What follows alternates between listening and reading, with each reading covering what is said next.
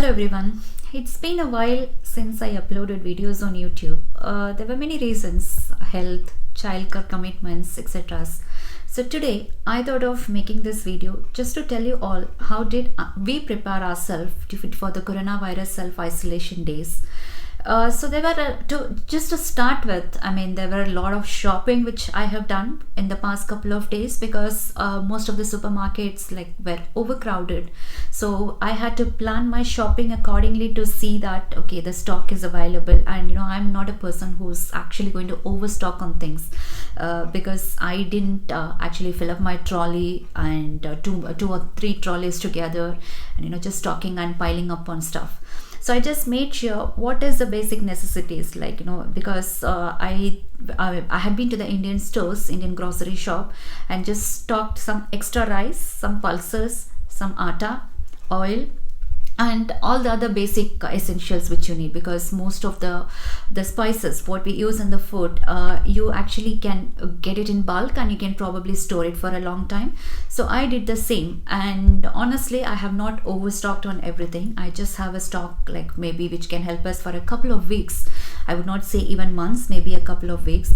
And be generous to people who are actually going to buy in the stuff, because the more you empty the trolley, empty the shelves, you're actually leaving nothing behind for the others to buy. So just keep that in your mind. And other thing is the one good part which we have done is, so after shopping I took a list of all the items which I have shopped and which is already available in the pantry. So we made a list, me and my husband, last week we made a list of what is available and what is the quantity which is available. So say for example, if you have 2 packets of rice, you just have to mention that 2 packets of rice and 1 packet of dal, etc. So we just made a list of it. This could be a little more I should say it creates more awareness of what is actually happening, what is actually available at home. Because if either one of us falls sick, the other person should know that okay, this is a stock available, and as and when the stock gets over, we kind of get an alertness that okay, this is something that is running out and we might have to plan to buy it in the upcoming days. So this is one exercise which we have done. So we made a complete list of what is available and what is the quantity that is available. So that's one thing. And the other stuff is as I told, we have not stocked up on many things, but always make sure that you give importance to eating a lot of fruits, because that kind of builds up immunity in your body. So other thing what I have done is I have just got some fruits.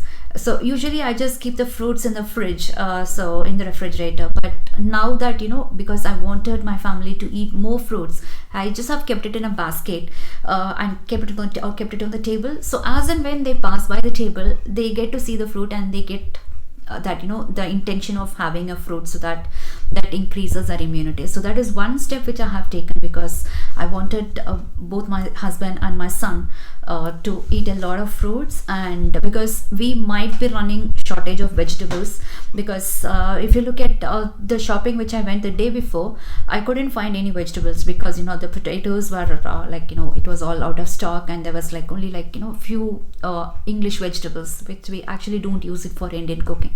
So you have to build your own immunity with whatever is available.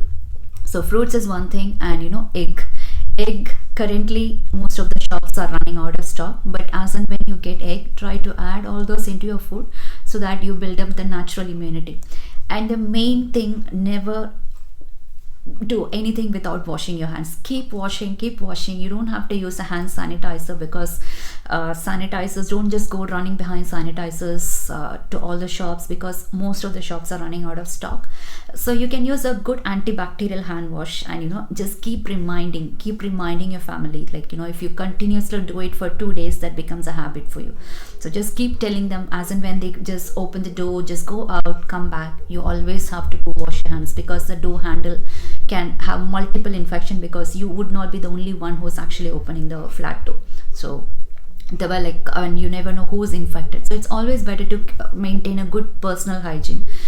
And other thing is I have started washing the clothes almost every day, washing the towels especially, and all the dresses. And we don't try to stock up or just pile up the dresses and just wait for like once in 2-3 days, which I used to do it in the past. I just used to wait for clothes to pile up for 2-3 days and then put it in the machine.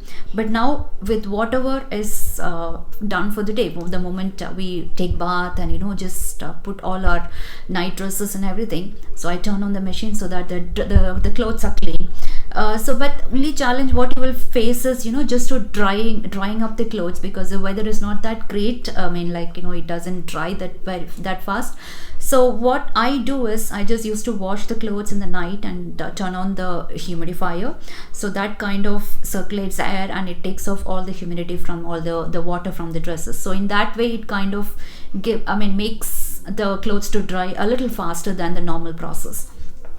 So that's one thing. And so again, you have to make sure that your toilets are clean, so your bathroom is clean. So make sure once in 3 days you just kind of give an extra wash to all the bathtub. I mean, like after you take bath, just rinse it with water and just spray some antibacterial sprays on the tubs and the wash basin and everything. So that's one thing. You don't actually have to be over conscious in doing things, but just maintain a good personal hygiene, so that you can kind of safeguard yourself and your family.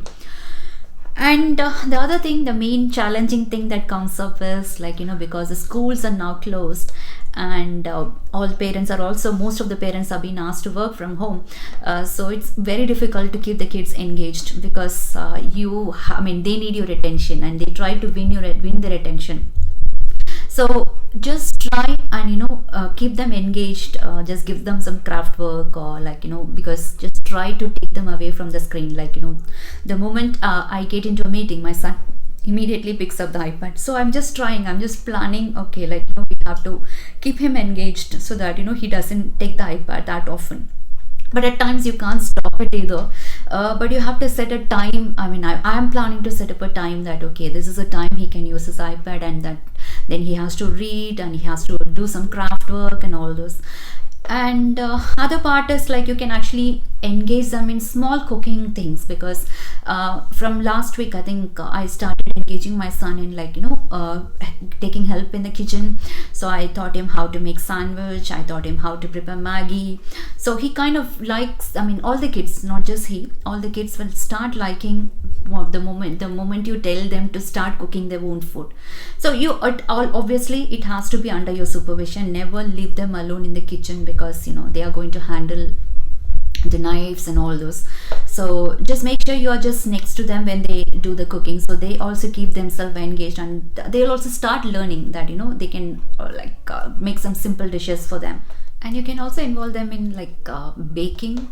Say if you're fond of baking cakes and all those, you can just make some tiny cupcakes.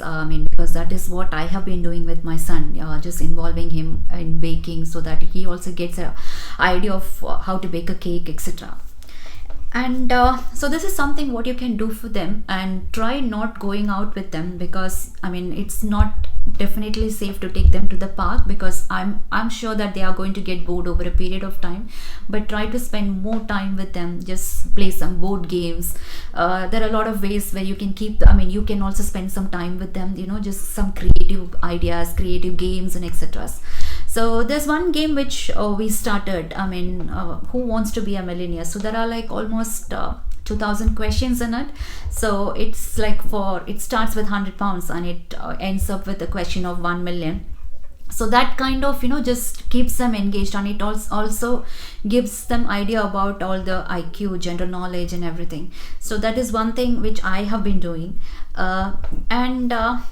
This is something which I will be handling. I'll be thinking of tackling, and just keeping my son engaged, so that he doesn't get bored, that we all are at home. And coming to the other part about my work, especially it's good to work from home for a couple of days, maybe 1 or 2 days in a week.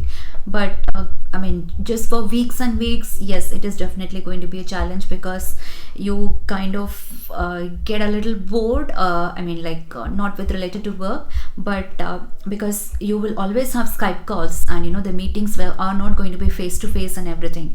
So what we have decided is, couple of our colleagues, what we have decided is, so every day at around 4:30 or 5, we are having a virtual call. So we all used to get a cup of coffee and just sit together, just have some chit chat. So for 15 minutes, by the end of the day, or you can just plan it sometime during the lunch, because last week we had a couple of virtual lunches together, so that half an hour, whatever the time you go for lunch, so you all can get into a call. It doesn't have to be a video call, but all getting into a call, talking to each other, something apart from the office topic, will actually keep you all connected. It's all that you all get a feel that we all are still together. So that's one thing which I have, we have been doing it to handle the work from home situations, just to make sure we are still connected with our colleagues. And the other thing, the most important thing is, don't panic. There are a lot of messages getting circulated in WhatsApp. Just read through it, and if you don't find it relevant, please stop from forwarding it. It's okay to share some videos which can bring in smile on others, but never try to forward any message which creates a panic amongst all, because the WhatsApp message, you're just forwarding it to a friend, but that message is going to reach n number of people after that. So just think twice before you actually forward or just share any information, and never panic. And don't over panic to buy things, because that is definitely not going to be the case, because you can still survive, and the government will actually help us. They will definitely not leave all their citizens and the residents here to starve. So we don't really have to panic. It's okay to buy some essentials, but not overstock on things.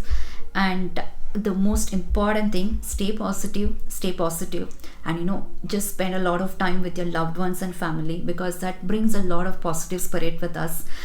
Just because this is a time we all have to be together, and also try to offer help to everyone. If you go to a supermarket, just call up any of your friends just to check whether they want some basic essential. If at all the supermarket is okay to give another stock of it, because most of the supermarkets have put a cap limit on buying things. So just ask them, and if you have any vulnerable people who are already infected, and if you want to offer them help, just do that when you go out for shopping. If at all you want to go out for shopping. And again, to reiterate, stay positive, and stay connected with people, and always share positive energy with your family, and love your family. Thank you.